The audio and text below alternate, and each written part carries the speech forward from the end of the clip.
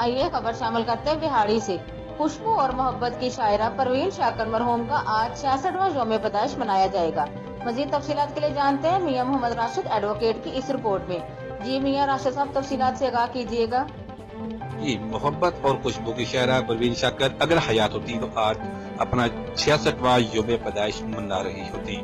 इस सिलसिले में बिहारी समेत मुल्क भर के अदबी हलकों में इनके मदाह आज 24 नवंबर को केक काटेंगे और मुख्तलिफ तकरीबात का एहतमाम किया जाएगा, जिसमें परवीन शाकर की अदबी खिदमात को खराज अकीदत पेश किया जाएगा। उर्दू अदब के मुनफिद लहजे की हामिल परवीन शाकर 24 नवंबर 1952 को कराची में पैदा हुई।